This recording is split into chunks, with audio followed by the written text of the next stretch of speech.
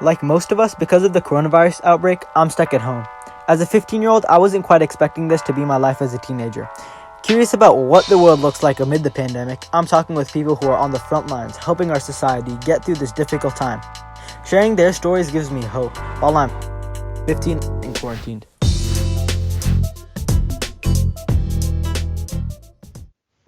Hello, everyone. Welcome to this week's episode of 15 in Quarantine. Today, I have General William Roy, who currently works with FEMA. General Roy, could you please introduce yourself? Yes, thank you. As you said, William Roy, I'm currently the Director of Response Operations for FEMA, although next month I will transition to a field position called a Federal Coordinating Officer. So we know FEMA to be the agency for responding to emergency situations. Can you please tell us a little bit about your work with FEMA pre-pandemic? Sure enough, I started with FEMA in 2017, about a month or so before Hurricane Harvey, and then Hurricane Irma, Maria, and the volcanoes in Hawaii, earthquake in Alaska, and it's been pretty much continuous ever since. It's a very, very interesting job, and the expanse of what FEMA does, everything from responding to disasters as well as helping people well prior to it. Hence our very simple mission statement. FEMA's mission is to help people before, during, and after disasters. So being a part of FEMA, you obviously work through shelter in place. Can you tell us a little bit about some of those challenges? So a number of our employees have been afforded the opportunity to work from home.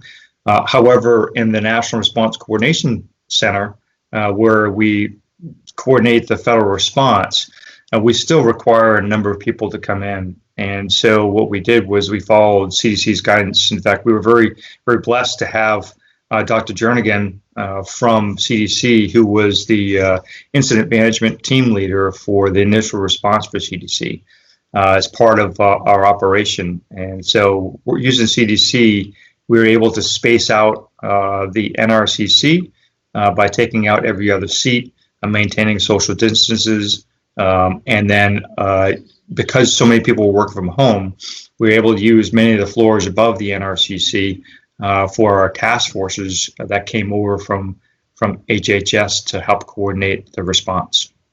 So most of us know FEMA to be the first responders in disasters like hurricanes and earthquakes. How is FEMA's response? How is the FEMA response different in this pandemic?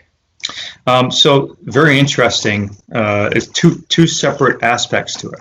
The first part is most people think of FEMA when we do what is called the Stafford Act mission, and that is a law that allows FEMA and gives it the authority to help states that have been impacted by disaster. And there's a sequence where a state will ask for assistance, either for emergency or for a major disaster.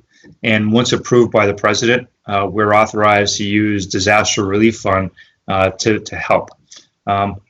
There's a separate mission that we do, and that's to help other federal agencies perform their mission. And those are called economy acts, and whereby money exchanges between the two agencies. So in this particular response, we were actually doing both. We were supporting Health and Human Services, which is the lead federal agency for the medical response. And we're also the lead federal agency for supporting the states for COVID. And that made it very difficult because sometimes we had to have conversations about what type of response were we providing to a state at a given time. Was it from the disaster fund, or did it fall under the authorities of the Health and Human Services? So very, very interesting. But FEMA is blessed with some extremely brilliant people, as is HHS. So it's been a very interesting and long response. Lastly, this is something that had been planned for. HHS and FEMA and many other federal agencies had been working on and developed a pandemic plan years ago and continue to refine it every year.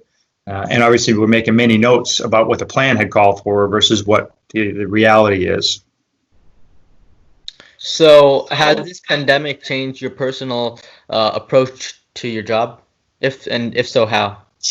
I don't think so. I think having been prior military with 4 deployments into combat zones, that you become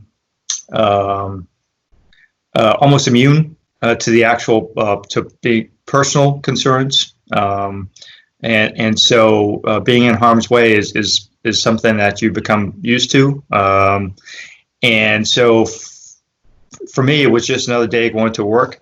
I did have to continue to remind myself that not everybody else has been exposed to that type of thing, and to understand that different people reacted differently to the potential exposure to the disease.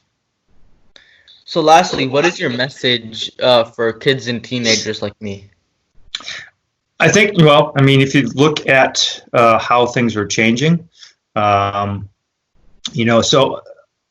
I have 4 children, and my youngest is 20, and so your generation has grown up with technology far more than ours has, which I think made your generation much more adaptable to it.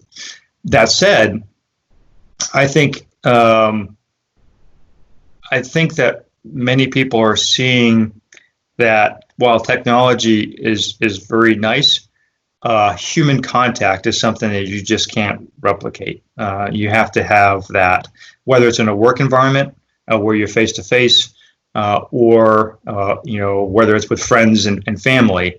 It's nice to do something like this where you can see somebody, but the context of being actually physically close to somebody, is just it's part of our heritage and our ancestry, and built into our DNA. The human touch is something that you can't ever replace with technology. But we can use technology to enhance our ability to perform our missions, and maybe be far more collaborative than we had been in the past. General William Roy, thank you so much for joining us today.